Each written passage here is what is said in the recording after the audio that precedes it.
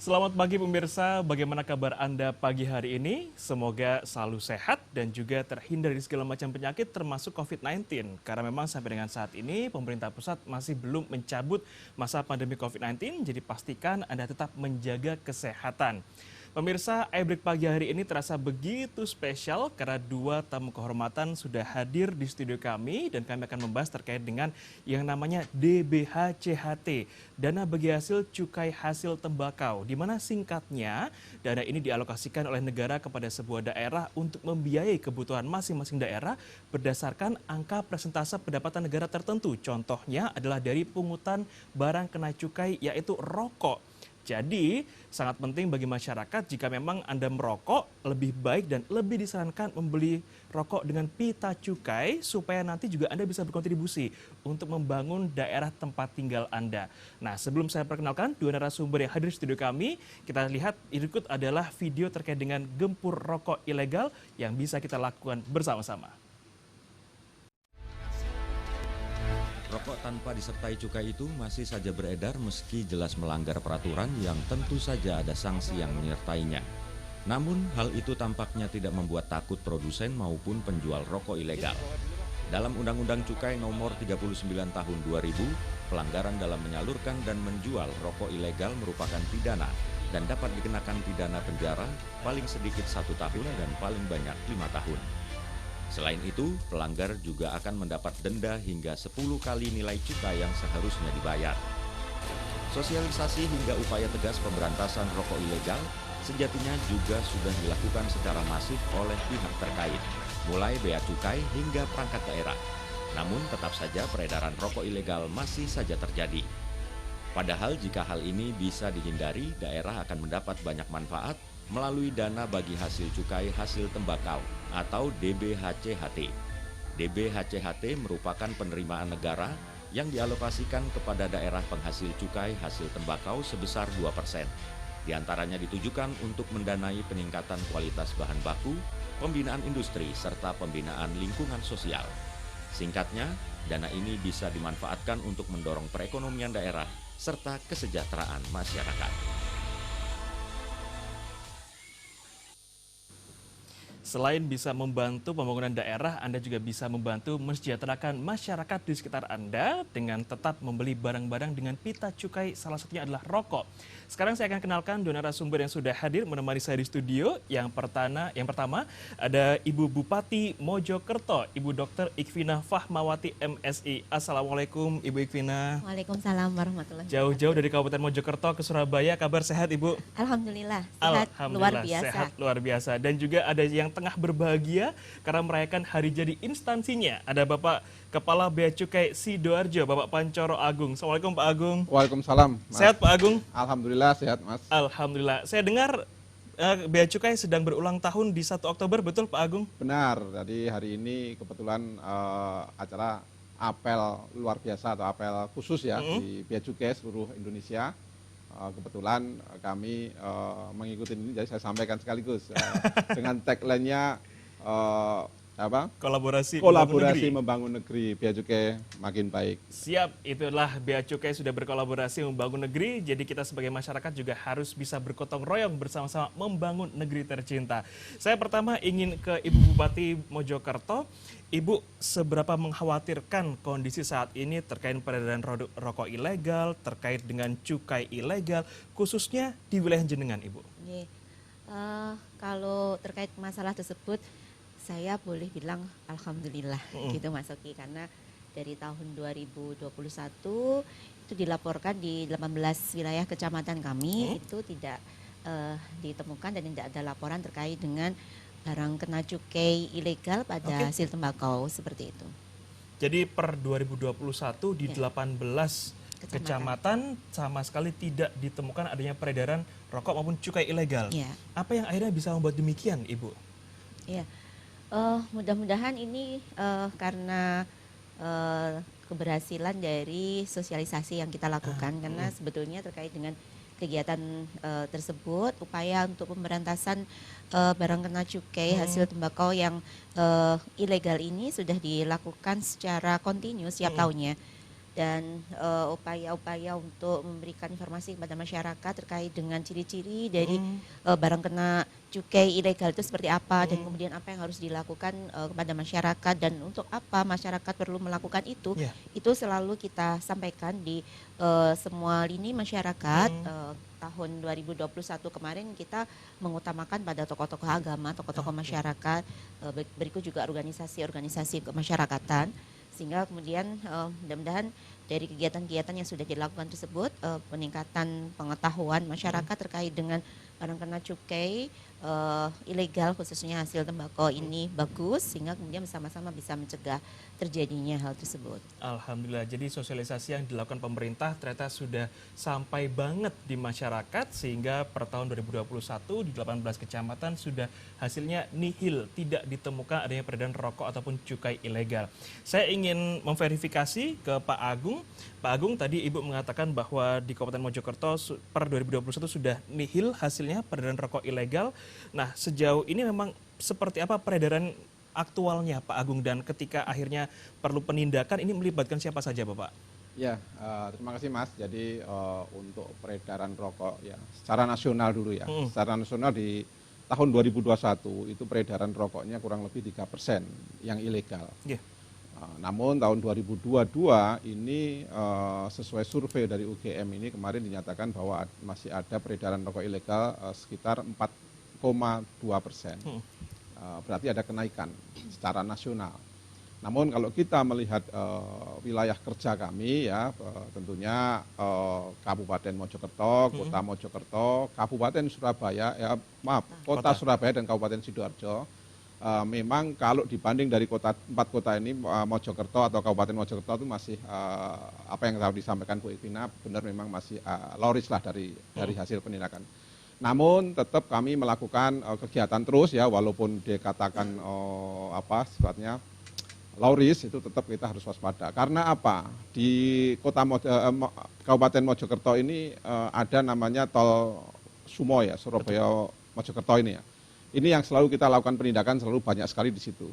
Jadi Kabupaten Mojokerto ini tempat melintas angkutan-angkutan yang diduga membawa rokok ilegal. Oke, jadi secara nasional memang ada angka peningkatan dari 3% menjadi 4,2%, namun terkhusus untuk Kabupaten Mojokerto seperti yang disampaikan Ibu Bupati bahwa memang kita patut berbahagia ternyata di tahun 2021 angkanya sudah nihil. Lantas Ibu, apa saja sebetulnya yang dilakukan oleh pemerintah Kabupaten Mojokerto untuk mengurangi bahkan juga untuk memberantas peredaran rokok ilegal dan cukai ilegal khususnya bagi masyarakat di wilayah Kabupaten Mojokerto? Ya. Jadi otomatis terkait dengan penyebaran informasi itu masih tetap dilakukan, ya. Kita mengupayakanlah semua masyarakat ini paham, tahu, dan kemudian bersama-sama mengupayakan kalaupun nanti mereka menemukan itu segera melaporkan. Apalagi kemudian di Bea Cukai sendiri itu mengeluarkan aplikasi Sirolek .beacukai.go.id, di mana kemudian ketika ditemukan barang kena cukai ilegal pada hasil tembakau ini bisa dilaporkan melalui aplikasi tersebut. Nah, kemudian di sisi yang lain juga bahwa di Kabupaten Mojokerto untuk penegakan hukum ya terkait dengan masalah barang kena cukai ilegal hasil tembakau ini yang diampu oleh OPD Satpol PP. Nah, ini di dalamnya itu ada kegiatan untuk peningkatan pengetahuan dan kapasitas dari para linmas. Nah, harapannya linmas ini menjadi ujung tombak nanti terkait dengan bagaimana memberikan informasi kepada masyarakat, termasuk nanti bagaimana linmas di Kabupaten Mojokerto di bawah Satpol PP ini nanti bisa melakukan kegiatan untuk penemuan pengumpulan lah informasi terkait dengan peredaran barang hasil cukai ilegal pada tembakau seperti itu. Oke, baik. Jadi sudah melibatkan berbagai instansi untuk bisa mendukung program pemerintah pusat menggempur rokok ilegal, salah satunya menggandeng Satpol PP dan juga Linmas untuk bisa melaporkan dan juga nanti jika ditemukan untuk sudah dilaporkan kepada Bea Cukai. Pak Agung, dalam hal penindakan Bapak, siapa saja yang dilibatkan oleh Bea Cukai untuk penindakan dalam hal untuk menangkap ataupun juga memberantas peredaran rokok ilegal, cukai ilegal, dan sejauh ini bagaimana hasilnya dari penindakan tersebut, Bapak? Ya, Mas, jadi penindakan itu adalah proses akhir daripada sosialisasi dari kami tentunya sudah bersinergi ya dengan pemerintah Kabupaten Mojokerto terkait dengan tadi yang disampaikan terkait kan banyak sosialisasi lah, macam-macam sosialisasi sudah kita lakukan. Dan juga kita menyediakan nanti yang dinamakan Sirolek atau sistem pelaporan rokok ilegal.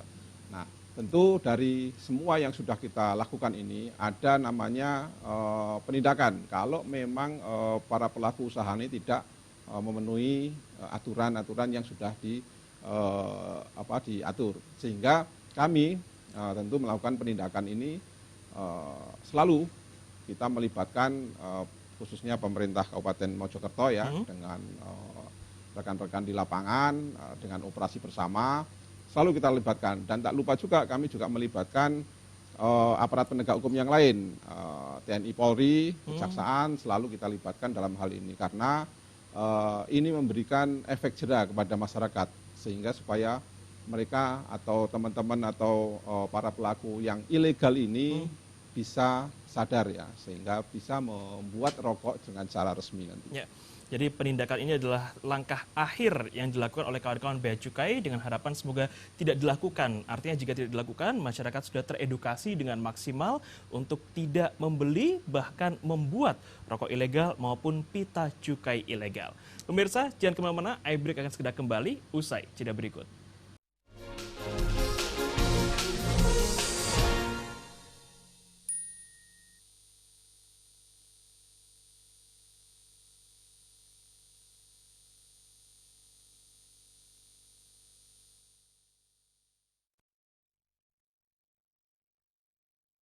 Assalamualaikum warahmatullahi wabarakatuh.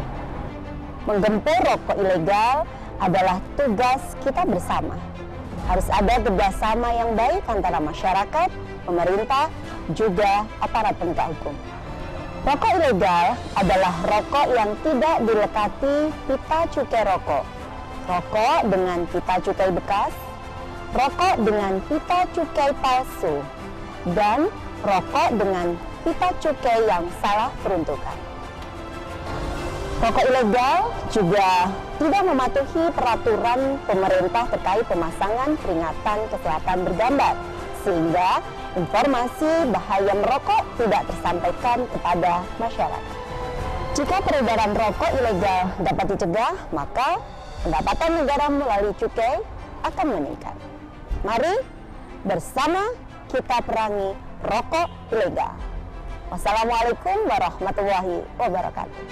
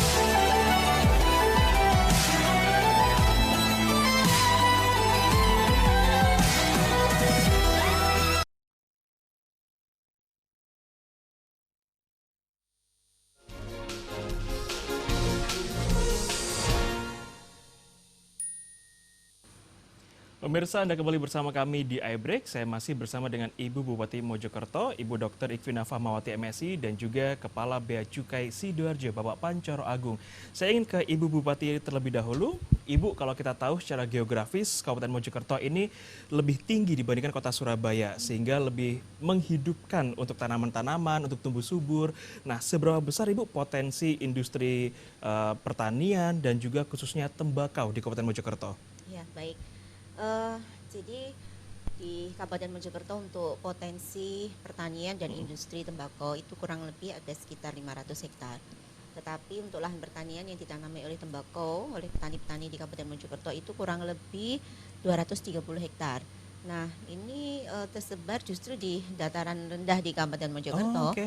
Iya, jadi ada di Kecamatan Dawar Blandong, kemudian Kecamatan Kemelagi, dan juga Kecamatan Jetis. Ada 3 kecamatan di Kabupaten Mojokerto yang menjadi sentra dari penanaman tembakau oleh petani-petani di Kabupaten Mojokerto.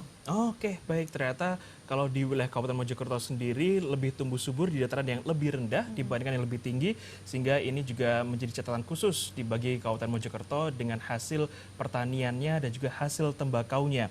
Kalau terkait dengan DBHCHT, Ibu, untuk tahun ini sendiri, tahun 2022, dana tersebut sudah digunakan untuk apa saja, khususnya untuk pembangunan di wilayah Kabupaten Mojokerto, Ibu? Jadi ini dalam proses ya, dalam proses karena sekarang kita masih berada di memasuki trimester yang keempat, jadi on proses.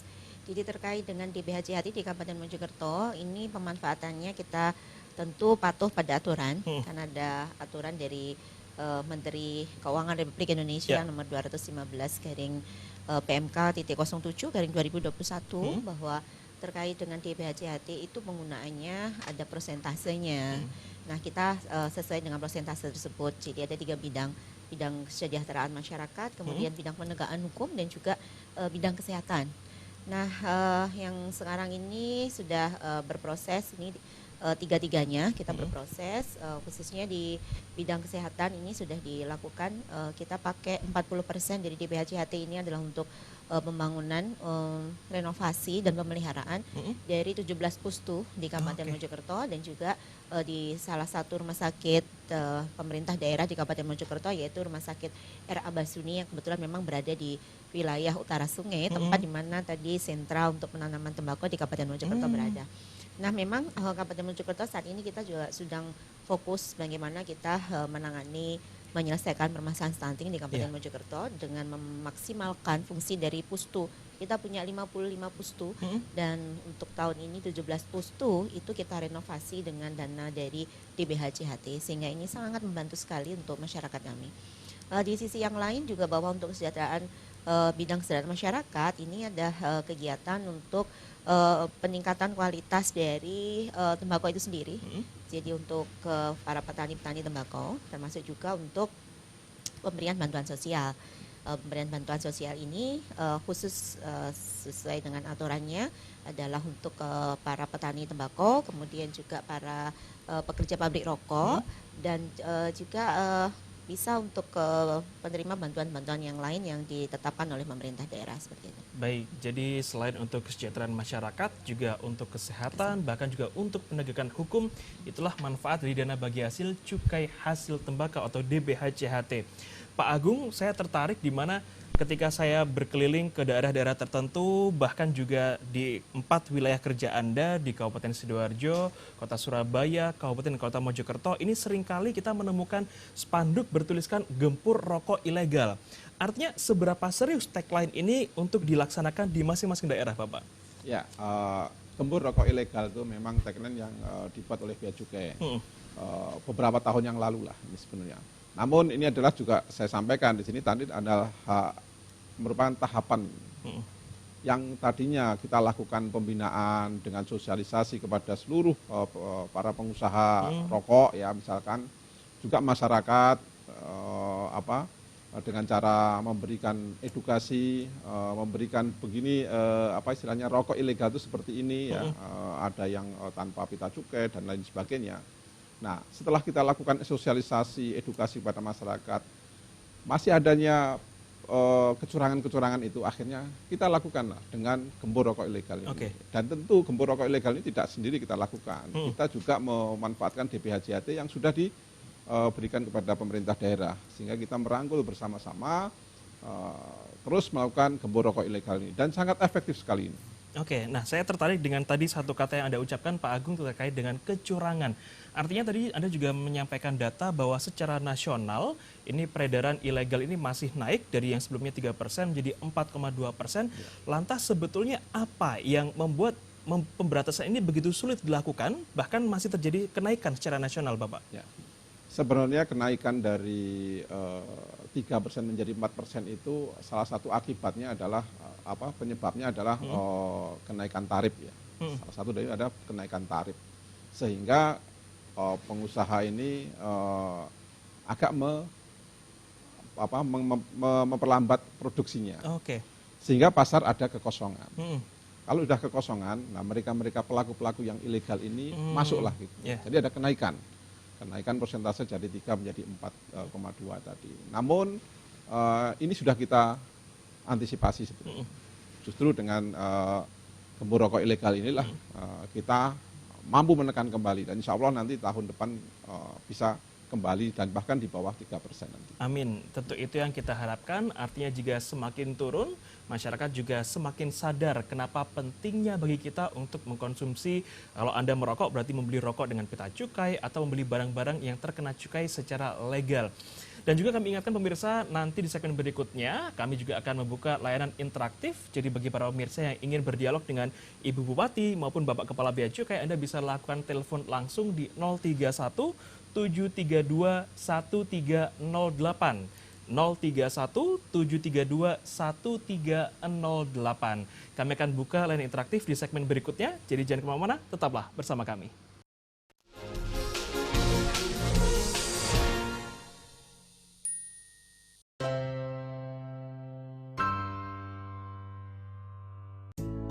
Kegiatan hari ini adalah operasi bersama rokok ilegal yang dilakukan oleh pemerintah Kabupaten Mojokerto yang bekerjasama dengan kantor Bea Cukai Kabupaten Sidoarjo yang didukung oleh para OPD terkait dari Satpol PP, kemudian dari BPKAD, kemudian dari Kemkum dan OPD-OPD lain dalam rangka untuk melakukan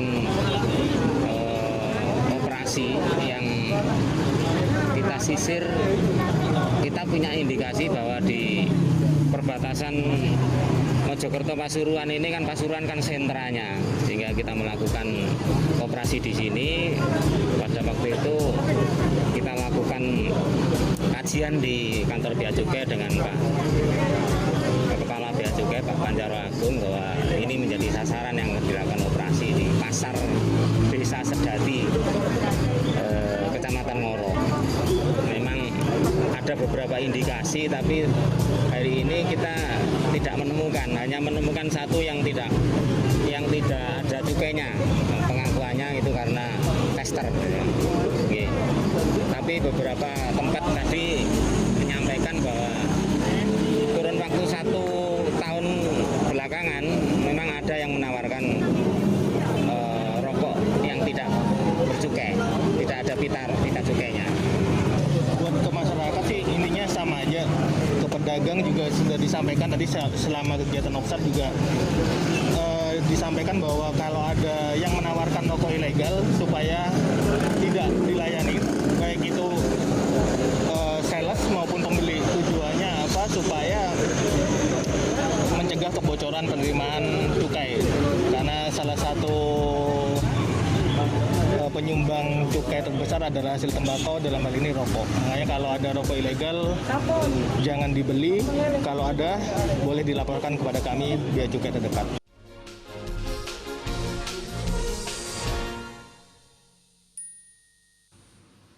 Pemirsa, masih bersama kami di iBreak membahas terkait dengan bagaimana kita bersama-sama bergotong royong untuk menggempur peredaran rokok ilegal dan tentunya mengoptimalkan penghasilan negara dari dana bagi hasil cukai hasil tembakau yang bisa digunakan untuk pembangunan di setiap daerah-daerah penerima. Di segmen ketiga, 4, dan 5 ini kami akan membuka layanan interaktif bagi Anda yang ingin bertanya langsung kepada Ibu Bupati maupun Bapak Kepala Bea Cukai Sidoarjo. Anda bisa telepon di 031 99 002704 atau seperti nomor yang tertera di layar kaca Anda, 031 99 002704. Terlebih dahulu saya ingin kembali ke Ibu Bupati. Ibu, terkait dengan tagline gempur rokok ilegal yang mana pemerintah pusat begitu serius sekali, yang nanti ini tentu akan berdampak pada penerima dana bagi hasil cukai hasil tembakau. Dana ini seberapa penting Ibu untuk menyokong pembangunan wilayah kerja Anda? Ya, kalau ditanya seberapa penting, maka saya akan dengan cepat menjawab sangat penting. Ya, karena terutama dari sisi aturan, sehingga kemudian ini memang membatasi kami dalam penggunaan di BHJAT. Tetapi tentu karena penggunaannya ini adalah penggunaan yang tujuannya endingnya adalah untuk kesejahteraan masyarakat dan juga kesehatan masyarakat, sehingga ini adalah dua hal yang memang siapapun lah pasti akan mengupayakan bagaimana mewujudkan dua hal ini, kesejahteraan masyarakat dan kesehatan. Nah makanya memang betul-betul, karena itu 90% loh dari semua total anggaran kan, yang 50% untuk kesejahteraan masyarakat, yang 40% untuk kesehatan, hanya 10% yang dipakai untuk penegakan hukum. Nah jadi 90% yang untuk kesejahteraan dan kesehatan ini sangat luar biasa. Jadi kembali lagi saya sampaikan bahwa tadi untuk kita selain juga untuk renovasi, pemeliharaan, juga untuk pembelian alkes, alat-alat kesehatan, dan ini sangat menunjang pelayanan kesehatan kami kepada masyarakat.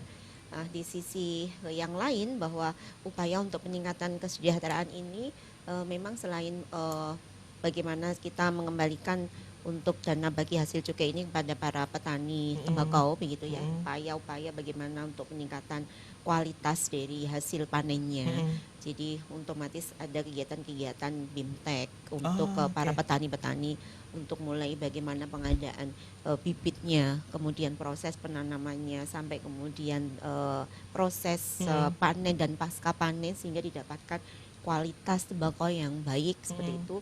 Nah di sisi yang lain juga ada kegiatan untuk para buruh-buruh pabrik rokok lah seperti itu ya.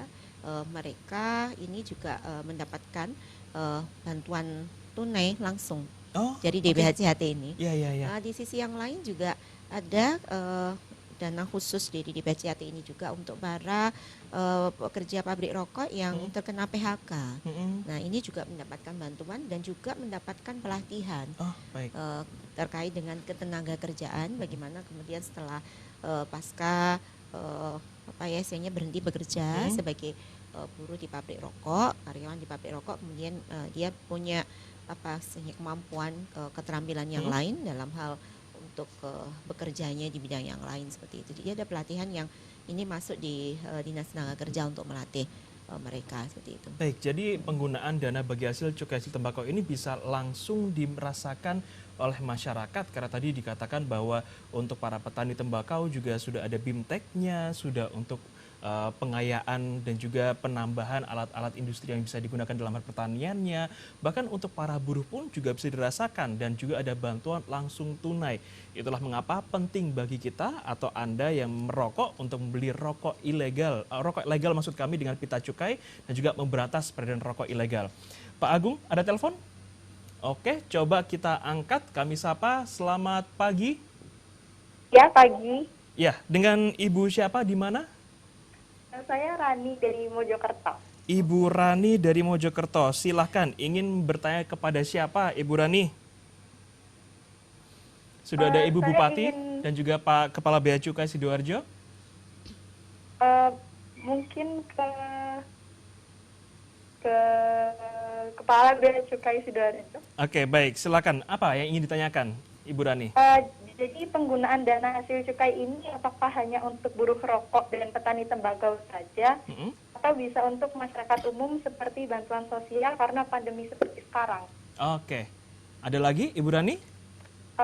Mungkin sudah cukup. Oke, baik. Terima kasih Ibu Rani dari Mojokerto menanyakan terkait dengan penggunaan dana bagi hasil cukai hasil tembakau. Apakah hanya untuk para pekerja di industri rokok saja atau bahkan dirasakan oleh masyarakat umum? Sebetulnya tadi sudah sempat dijawab oleh Ibu Ikvina. Mungkin Pak Agung boleh sedikit diulas kembali jawabannya, monggo.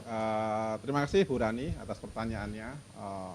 Terkait dengan pemakaian DBHJAT yang tadi sudah disampaikan oleh Bu Ikvina ya, terkait dengan aturannya ya, terkait dengan PMK atau Peraturan Menteri Keuangan nomor 215 tahun 2021 tadi, jelas di situ bahwa pemakaian DBHJAT itu di samping untuk buruh tani dan buruh rokok dan juga bisa kepada masyarakat umum sebenarnya. Namun itu harus ditetapkan dulu oleh kepala daerah yang bersangkutan. Nah, nanti mungkin Bu Ikvina bisa menambahkan ke kegiatan ini atau penjelasan saya ini. Mungkin gitu, Pak. Siap, Ibu Ivina, mungkin sebagai kepala daerah, khususnya tadi Bu Rani dari Mojokerto, boleh sedikit diberi contoh kegiatan yang seperti apa yang bisa dirasakan masyarakat umum dari DPHCHT ini, Bu? Iya, baik. Barangkali saya menyambung dulu yang disampaikan oleh Pak Agung ya. Sebelumnya terima kasih Bu Rani sudah memberikan perhatian yang sangat luar biasa terhadap kami, termasuk juga dalam hal pemanfaatan DPHCHT untuk masyarakat. Jadi begini, memang dalam penggunaannya untuk bidang kesejahteraan masyarakat. Ini ada penggunaan DPHCHT untuk kebantuan sosial kepada masyarakat. Nah, memang poinnya ada 3. Jadi pada buruh tani tembakau, atau buruh pabrik rokok, kemudian khusus untuk buruh pabrik rokok yang mengalami pemutusan kerja yang tadi saya katakan di PHK, dan yang terakhir, ini poin terakhir ini, adalah anggota masyarakat lain yang ditetapkan oleh pemerintah daerah. Nah, kita mendapatkan panduan terkait dengan ini dari Sekretaris Daerah Provinsi Jawa Timur, begitu, terkait dengan pelaksanaan pemberian BLT yang bersumber pada DPHCHT. Nah, jadi dari kebijakan dari Provinsi Jawa Timur tersebut ada 4 poin yang bisa kita perhatikan terkait dengan penggunaan DPHCHT dalam hal pemberian bantuan sosial. Jadi yang jelas yang lain selain dari buruh petani tembakau, kemudian karyawan dari buruh pabrik. Nah, ini boleh diberikan kepada karyawan pabrik yang tidak langsung menangani tembakau itu sendiri. Nah, contohnya satpam, tenaga kebersihan, tapi masih yang bekerja di perusahaan pabrik rokok begitu ya. Nah, kemudian yang poin kedua, ini bisa diberikan bantuan untuk masyarakat miskin dan juga masyarakat rentan yang masuk dalam data terpadu kesejahteraan sosial atau DTKS. Jadi kita itu kan punya ya DTKS yang setiap saat ini selalu dilakukan apa ya istilahnya itu verifikasi lah gitu ya. Dan kemudian ini kan milik Kemensos. Jadi saya selalu dari hasil verifikasi di lapangan yang dilakukan secara berkala itu saya bersurat kepada Kementerian Sosial terkait dengan DTKS tersebut. Nah, ini bisa diberikan kepada mereka yang sudah masuk dalam DTKS tapi belum mendapatkan bantuan dari Kemensos. Karena tidak semua yang sudah masuk di DTKS itu dapat bantuan dari Kemensos. Kemudian juga bisa diberikan bantuan kepada masyarakat yang masuk dalam data P3KF. Jadi pemerintah itu punya program untuk percepatan penghapusan kemiskinan ekstrim. Itu datanya sudah ada. Jadi pusat itu sudah punya data terkait dengan pemberantasan penghapusan kemiskinan ekstrim ini, dan itu bisa diberikan dalam bentuk bansos untuk mereka yang masuk dalam data ini. Jadi meskipun bukan termasuk dalam petani tembakau ataupun buruh pabrik rokok. Dan yang terakhir bisa diberikan di luar DTKS maupun di luar P3KE tadi. Tetapi tetap dengan apa ya istilahnya ketentuan hukum yang ditetapkan oleh pemerintah daerah. Siap. Jadi seperti itu. Ini sepertinya sudah ada penelpon lagi. Kami sapa. Selamat pagi.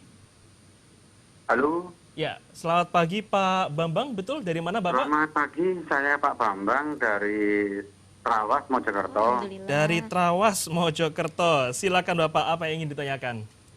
Saya mau menanyakan Pak, ini kan tentang DPHCHT untuk cukai maupun yang lainnya. Gitu. Kalau seumpamanya, saya ini kan masyarakat biasa, mau mendirikan sebuah pabrik rokok mungkin sekelas apa? Pak Bambang? Iya, Pak. Halo. Boleh diulangi pertanyaannya Bapak? Silakan. Tadi sempat terputus. Saya ini kan masyarakat kecil, untuk cara mendirikan pabrik rokok rumahan itu untuk izinnya gimana ya? Apakah kita melalui instansi-instansi yang bagaimana nanti coba saya Pak Bambang? Iya, Mas. Putus-putus ya? Iya, Jadi izin untuk membuka industri rokok rumahan Bapak nggih? Iya. Izin untuk mendirikan rokok rumahan. Mohon petunjuk, Pak. Siap. Ada lagi Bapak atau sudah cukup? Terima kasih. Baik, terima kasih Pak Bambang dari Trawas Kabupaten Mojokerto. Sebelum dijawab, kami akan jeda sejenak. Pemirsa jadi kemana-mana, tetaplah bersama kami di iBreak.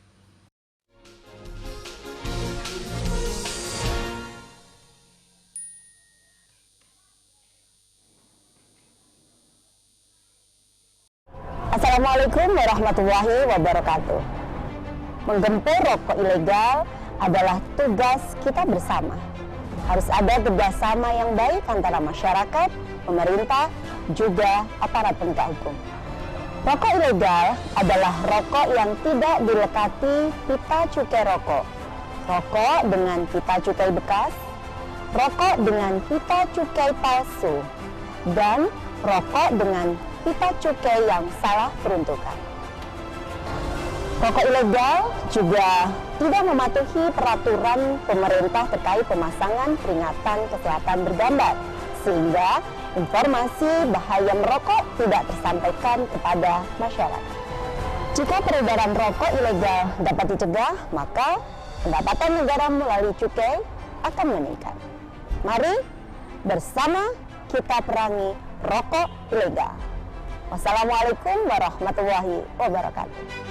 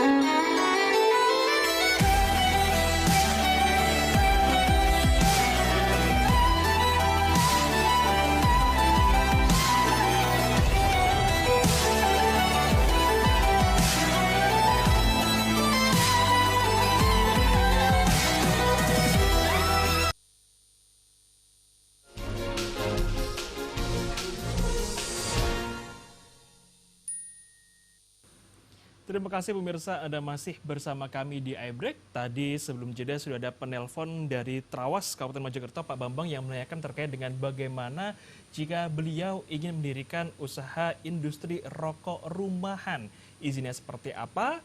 Langsung saya ingin persilakan Ibu Ikvina atau Pak Agung, monggo bisa dijawab. Ya, saya dulu mungkin ya. Ya, Oke, ya, terima kasih Pak Bambang ya atas pertanyaannya. Untuk membuat atau pabrik rokok lah ya, yang tadi dikatakan rumahan, itu sebetulnya tidak ada rumahan, itu semua pabrik rokok sama.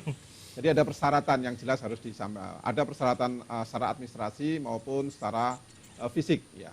Yang pertama administrasi tentu ya terkait dengan NPWP ya, terus bukti kepemilikan lahan dan izin industri ya, itu juga harus dipenuhi dulu. Ya, setelah itu juga secara fisiknya minimal harus 200 meter persegi secara fisik, tidak boleh di bawah 200 meter persegi. Jadi itu, setelah itu semua nanti ada format permohonannya ke Bea Cukai langsung. Ya, bisa dikirim melalui email ataupun nanti dibawa datang ke kantor Bea Cukai di Sidoarjo. Nanti akan kami lakukan pemeriksaan fisik, ya, pemeriksaan fisik apakah ini memenuhi syarat apa enggak. Ya, dan juga nanti setelah dapat fisik, dengan administrasi sudah kita lakukan verifikasi dan semuanya bisa lolos, oke, nggak ada masalah. Akan saya keluarkan yang namanya NPP BKC, nomor pokok pengusaha barang kena cukai. Ini sudah bisa melakukan kegiatan produksi rokoknya, gitu Mas. Oke, jadi ada persyaratan administrasi dan juga persyaratan fisik yang harus dipenuhi bagi siapa saja yang ingin mendirikan industri rokok. Tidak ada kata rumahan, semua pengusaha rokok sama saja. Ibu Ikvina ingin menambahkan? Oke, jadi memang semua bentuk usaha itu memang harus mengurus perizinan. Jadi perizinan ini pemerintah pusat ini sudah membuat satu sistem perizinan secara online melalui OSS. OSS. Ya. Betul. Jadi online single submission. Ya. Jadi bagaimana mendaftarkan industri ini secara online, jadi bisa diakses secara online. Jadi semuanya siapapun bisa mengakses OSS tersebut dan ini merupakan upaya dari pemerintah untuk memberikan pelayanan terhadap perizinan gitu yang tujuannya adalah memudahkan. Karena kalau online ini tidak perlu datang. Tapi manakala kemudian Pak Bambang ini menginginkan untuk bisa mendapatkan informasi langkah-langkah konkretnya ini apa yang harus disiapkan dan harus bagaimana dalam upayanya untuk membuat industri rokok. Nah, maka ini penjenengan bisa datang ke kantor Dinas Penanaman Modal Perizinan Terpadu Satu Pintu di Kabupaten Mojokerto. Seperti itu. Oke, jadi kalau memang ada yang masih kurang jelas Pak Bambang nanti bisa langsung datang ke kantor dinas terkait untuk menanyakan syarat-syarat apa saja yang perlu Anda penuhi terkait dengan syarat administrasi maupun syarat fisik yang harus dilakukan atau dipenuhi untuk mendirikan industri rokok. Saya lanjutkan kembali perbincangan kami, saya ingin ke Pak Agung. Pak Agung, kalau kita katakan terkait dengan aktivitas gempur rokok ilegal, apakah aplikasi di lapangan ini begitu sulit memberantas peredaran rokok ilegal dan juga cukai ilegal?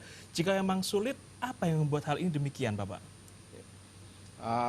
Gempur rokok ilegal ini sudah kita serukan beberapa tahun yang lalu di seluruh lapisan masyarakat, ya, seluruh nasional lah, ya. Dan memang kalau dikatakan sulit, sebetulnya tidak sulit karena sepanjang kita sinergi dengan pemerintah daerah, APH dan juga masyarakat mengerti dan membantu secara mempunyai peran aktif kepada kami dengan terkait dengan peredaran rokok ilegal ini, saya yakin nggak ada yang sulit dan saya yakin bisa dikendalikan untuk peredaran rokok ilegal ini, Mas. Siap, tentu itu adalah harapan terbesar bagi semua pihak, khususnya pemerintah pusat dalam hal ini untuk mensejahterakan masyarakatnya lewat DPHCHT. Bersama-sama kita dukung gempur rokok ilegal. Ibu Ikvina, kalau tadi sudah dikatakan bahwa DPHCHT ini bisa digunakan untuk kesejahteraan masyarakat, untuk sektor kesehatan, dan terakhir 10%-nya untuk penegakan hukum. Adakah dana DPHCHT ini digunakan untuk pembangunan infrastruktur atau pembangunan ekonomi di wilayah Kabupaten Mojokerto, Ibu? Iya. Kalau kita berhubungan dengan infrastruktur, tentu kembali lagi karena ada aturannya tadi, betul. Maka infrastruktur yang dipakai ini adalah untuk infrastruktur di bidang kesehatan. Baik. Gitu. Baik. Jadi kalau tahun kemarin kita membangun puskesmas, gitu ya, gedung puskesmas untuk istilahnya memanfaatkan DPHCHT di bidang kesehatan. Gitu. Kalau di bidang ekonomi tentu upaya untuk meningkatkan taraf ekonomi dari para petani tembakau dan juga para pekerja di pabrik rokok itu sudah langsung di bidang ekonomi, termasuk juga bagaimana kita memberikan pelatihan pada para pekerja di pabrik rokok yang mengalami pemutusan kerja, itu juga masuk di bidang ekonomi. Oke, siap. Jadi kalau masyarakat sempat bertanya dalam hati, di mana pembangunan infrastrukturnya ya? Nah, di puskesmas-puskesmas di Kabupaten Mojokerto ini, itu adalah pembangunan infrastrukturnya, renovasinya, semua bisa jadi sedikit banyak adalah dari DPHCHT yang Anda sumbangkan ketika Anda membeli barang-barang kena cukai dengan pita cukai legal. Pemirsa, jangan kemana-mana, kami segera kembali sesaat lagi.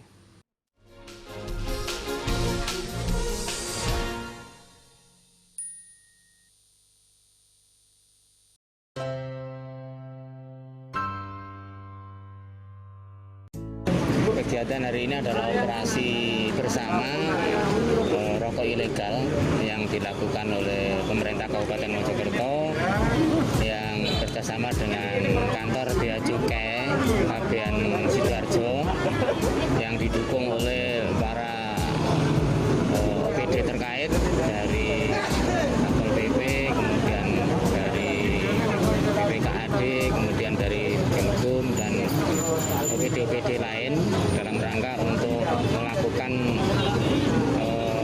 operasi yang kita sisir. Kita punya indikasi bahwa di perbatasan Mojokerto Pasuruan ini kan Pasuruan kan sentranya, sehingga kita melakukan operasi di sini.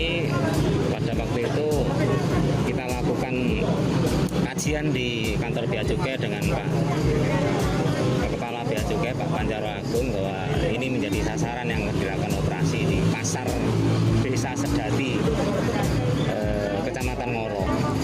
Memang ada ada beberapa indikasi, tapi hari ini kita tidak menemukan, hanya menemukan satu yang tidak ada cukainya.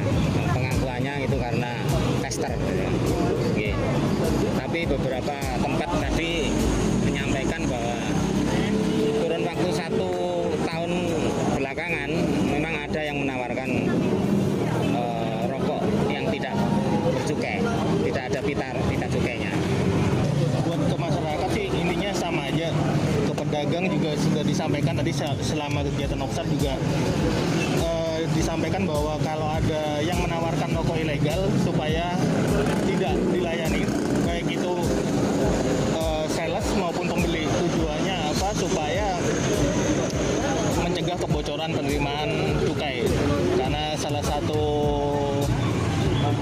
penyumbang cukai terbesar adalah hasil tembakau, dalam hal ini rokok. Makanya kalau ada rokok ilegal jangan dibeli, kalau ada boleh dilaporkan kepada kami bea cukai terdekat.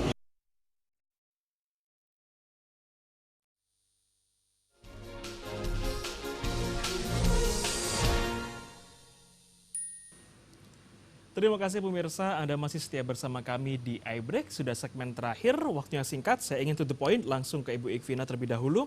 Ibu tadi sudah menjelaskan terkait dengan penggunaan DBHCHT di bidang kesejahteraan masyarakat, di bidang kesehatan. Terakhir, 10% ini di bidang penegakan hukum, seperti apa penggunaannya Ibu? Oke, baik, di bidang penegakan hukum di Kabupaten Mojokerto, tentu ini kan penegakan hukum yang berbeda dengan yang ada di Pak Pancoro Agung, begitu ya. Nah, jadi penegakan hukum yang dilakukan oleh pemerintah daerah ini lebih kepada sosialisasi dalam upaya untuk mengumpulkan, meningkatkan pengetahuan masyarakat, dan kemudian masyarakat ini bisa membantu dalam hal menyampaikan informasi kepada pemerintah terkait dengan peredaran barang kena cukai ilegal dari hasil tembakau. Nah, beberapa kegiatan yang dilakukan dalam sosialisasi ini agak berbeda di tahun 2022 ini, karena pemerintah memberikan aturan yang istilahnya sedikit berbeda lah. Untuk di tahun 2022 ini kita diperkenankan untuk memberikan sosialisasi kepada masyarakat terkait dengan barang kena cukai ilegal hasil tembakau ini dalam bentuk kegiatan-kegiatan sosial budaya, keagamaan maupun olahraga.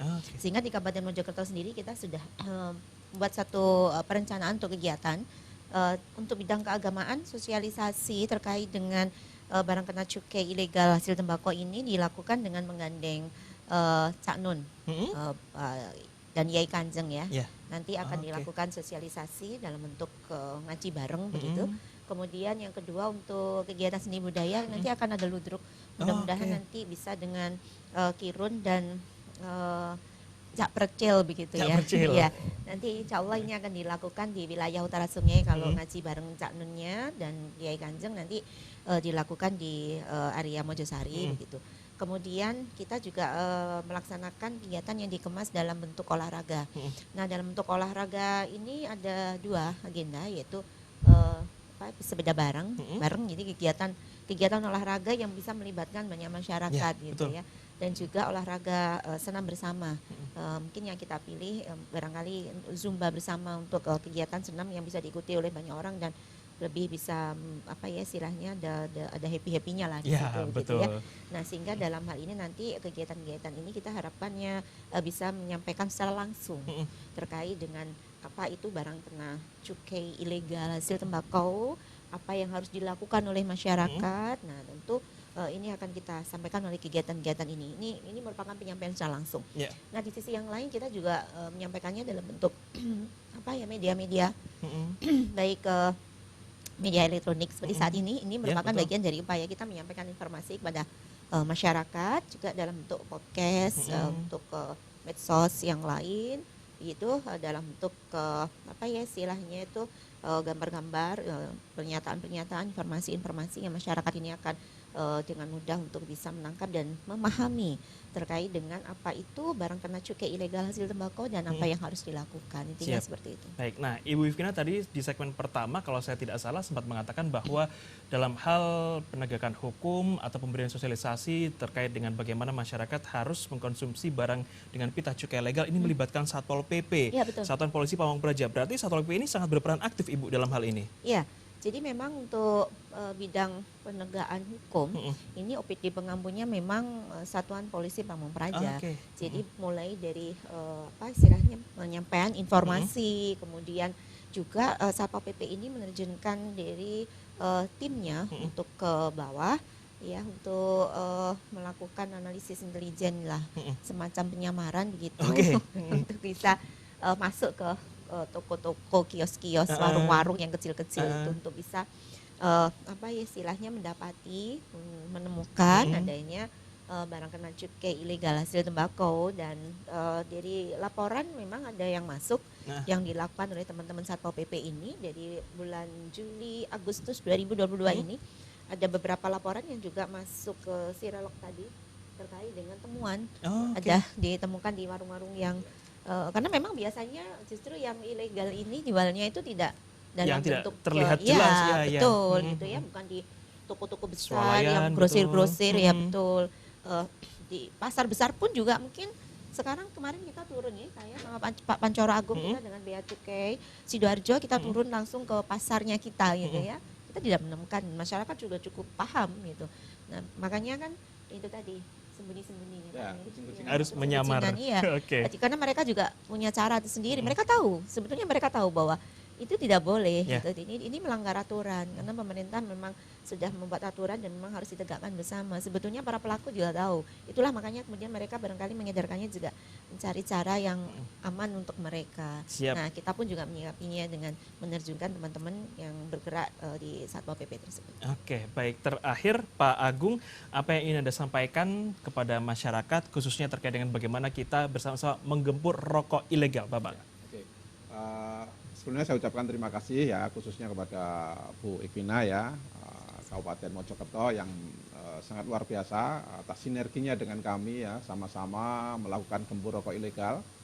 Dan tentunya saya berharap pada kesempatan ini menghimbau kepada seluruh lapisan masyarakat lah ya terkait dengan peran sertanya terkait dengan peredaran rokok ilegal ini, karena memang sangat penting sekali ya, karena dengan beredarnya rokok ilegal ini akan mengurangi penerimaan negara, sehingga DBHJT yang diterima oleh pemerintah daerah pun akan berkurang atau tergerus, sehingga otomatis kesejahteraan masyarakat secara khususnya di Kabupaten Mojokerto juga akan tidak optimal, sehingga ini perlu sama-sama kita bergandengan tangan ya, sama-sama kita melakukan operasi rokok ilegal ini, dan mudah-mudahan target kami tentunya di wilayah kerja kami harus ada target yaitu 0% ya. 0% rokok ilegal. Siap, terima kasih Ibu Ikvina dan juga terima kasih Pak Pancoro Agung. Jika pemirsa di rumah juga ingin meningkatkan pembangunan daerah melalui di BACHT, mari bersama-sama kita menggempur rokok ilegal dengan terus mengkonsumsi rokok legal ataupun barang-barang kena cukai dengan pita cukai legal untuk meningkatkan di BACHT dan meningkatkan pembangunan daerah tempat tinggal Anda. Terima kasih pemirsa sudah bergabung bersama kami di iBreak. Terima kasih Bu Ikvina, Pak Pancoro Agung, terima kasih. Pemirsa di rumah, saatnya kami iBreak untuk undur diri. Sampai jumpa di episode berikutnya. Salam, jaga kesehatan selalu. Sampai jumpa.